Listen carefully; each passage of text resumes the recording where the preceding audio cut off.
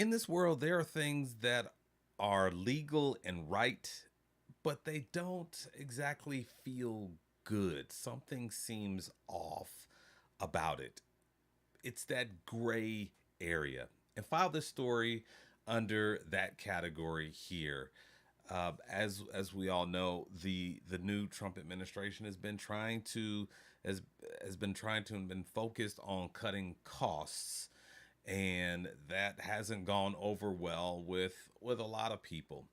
And to that end, the Trump administration during the summer, they're going to start garnishing the Social Security checks of those who have retired. That doesn't feel right. Let's read on. Older people in crosshairs as government restarts Social Security garnishment on student loans. As the Trump administration resumes collections on defaulted student loans, hundreds of thousands of older Americans with decades old debts are now at risk of having their Social Security checks garnished. Now, obviously, that's loaded. I you know, that this point right here is definitely loaded. Um, Ladies and gentlemen, I'm just bringing you the news.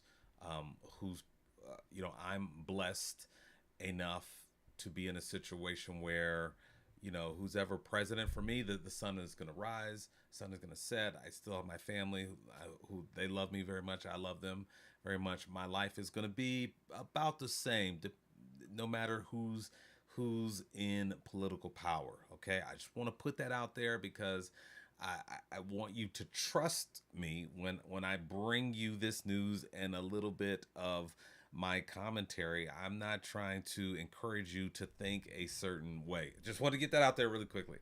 Um, but in terms of my commentary, I will tell you that this is Nana right here. Her name is Christine Farrow, and she's Nana. Let's hear her story. She is Christine has cut back on the presents she sends her grandchildren on their birthdays, and she's put off taking two cats and a dog for their shots. All her clothes come from thrift stores, and most of her vegetables come from her garden. At 73, she has cut her costs as much as she can to live on a tight budget. I mean, come on. That's Nana right there. She's got a kiss for the grandkids and some hard candy, and she's got $1 waiting for him every time she sees him. Come on, everybody. But it's about to get far tighter. As the Trump administration resumes collections on defaulted student loans, a surprising population has been caught in the crosshairs. Hundreds of thousands of older Americans whose decades old debts now put them at risk of having their Social Security checks garnished. Now, I must mention that this is legal. It has happened under both Democrat and Republican presidents. I worked ridiculous hours. I worked weekends and nights, but I could never pay it off, says Farrow, a retired child welfare worker in Santa Ynez, California. I'm surprised those debts couldn't be forgiven. I know mine were during the Biden administration, so I hopefully she looks into that. Like millions of debtors with federal student loans, Farrell had her payments and interest paused by the government 5 years ago when the pandemic thrust many into financial hardship. That grace period ended in 23, and earlier this month, the Department of Education said it will restart involuntary collections by garnishing paychecks, tax refunds, and Social Security retirement and disability benefits. Farrell previously had her Social Security garnished and expects it to restart. So this, it does. That's just really tough. And I know that there are those of you in the camp that say, "Hey, you take out a loan, you pay for it. That's an agreement that you enter into." But man, oh man, you have to admit that there's a feeling there that kind of places this in that gray area. That can't we do something?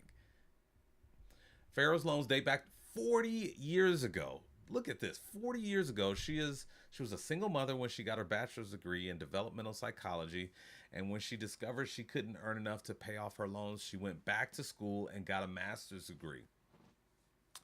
Her salary never caught up. Things only got worse. Now, that's this part. I mean, we got to talk about. We've heard some politicians all talk, no action on these kinds of things. Her salary never. She went back to school, got a master's degree. Her salary never caught up. Now, again, giving you both sides, some would question the wisdom. I mean, look at what you majored in, psychology, and then you double down on that. You go back to school and you get some more psychology, and the salary never catches up. And that is fair, ladies and gentlemen. That's fair. I mean, with me, my personal story, I had some difficulties in college, and so I did all I could to get out of college with a bachelor's degree, and I got a bachelor's degree in sociology. And my parents were just they were kind of hands off when I was in college, and so that's why I was able to get a sociology degree. And my parents didn't say anything to me. If my kids come to me and say I want to get a sociology degree, I would they would have to answer some additional questions, like, please tell me more, and please make it convincing. Convince me why I should help you to pay for a degree in sociology. And I got a degree in sociology. So fair enough. That's a good argument. Those of you who are thinking that. Around 2008, when she consolidated her loans, she was paying $1,000 a month. But years of missed payments and piled on interest meant she was barely putting a dent in a bill that had ballooned to $250,000. Oh my goodness. I mean, we've got to have that discussion. I mean, this is 40 years ago. And think about all the things that have happened since then. Technology, innovations.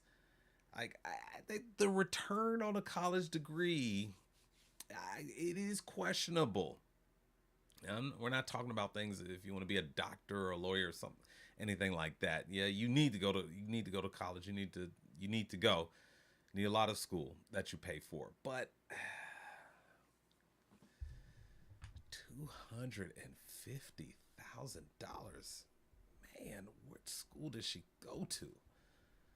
When she sought to help to resolve her debt, she says the loan company had just one suggestion. They said move to a cheaper state, says Farrow, who rented a 400 square foot casita from a friend. I realized I was living in a different reality than they were.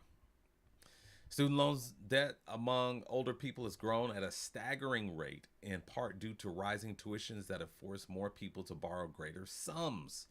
Again, this is something else that needs to be discussed.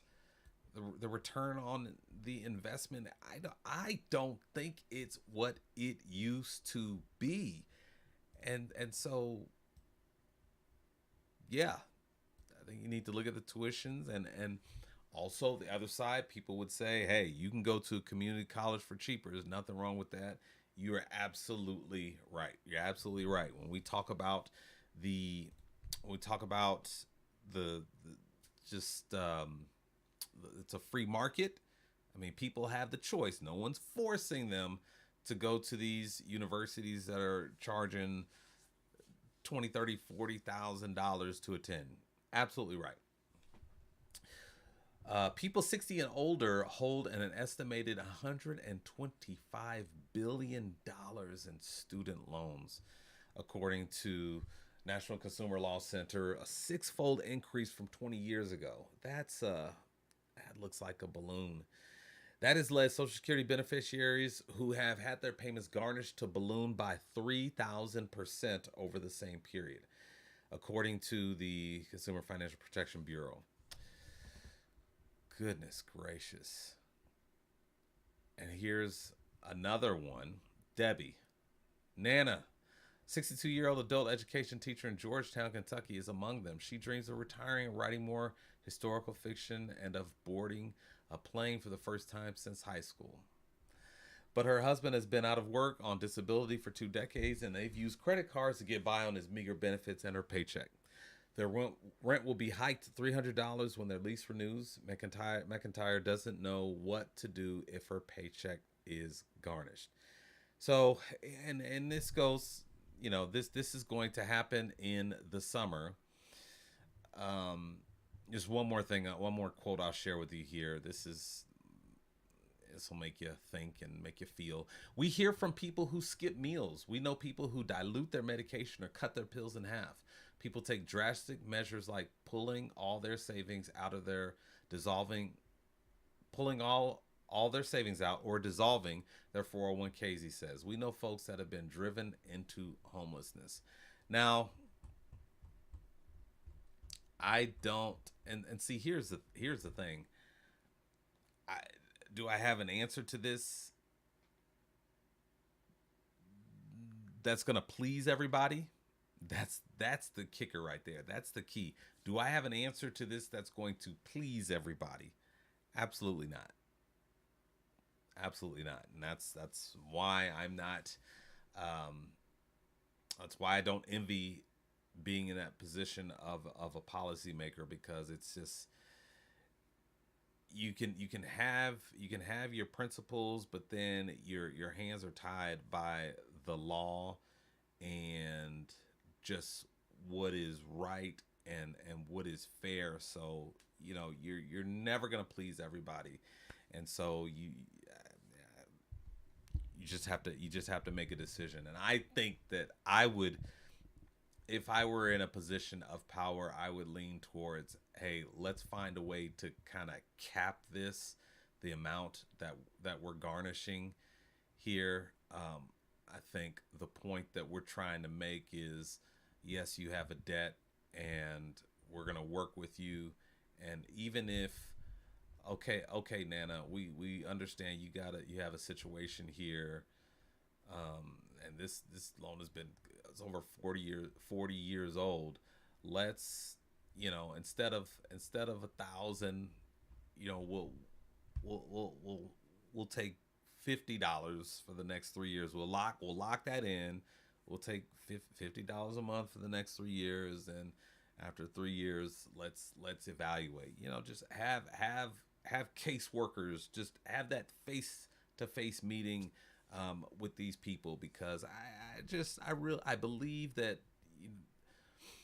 these people have done so much during their time to give us this opportunity that we have in this country. They've been caretakers. They've given us, regardless of the things that we see in the news and the things that the negative things that are said. Like, this is still a great opportunity for everybody. So I would say, come on, let's have a face-to-face meeting with these people. Let's adjust, give these caseworkers an opportunity to kind of adjust things as needed. Give them some power and flexibility to just give these people hope. Give them give them dignity. They're still paying towards the bill. And I know that's not going to make everybody happy, but that feels right. And then you're still operating within the law. So anyways, I didn't even plan on giving that solution, but I think that sounds like a pretty darn good solution to me. Well, I thank you. That's our news story for today. I thank you so much for tuning in, and I will see you in the next one.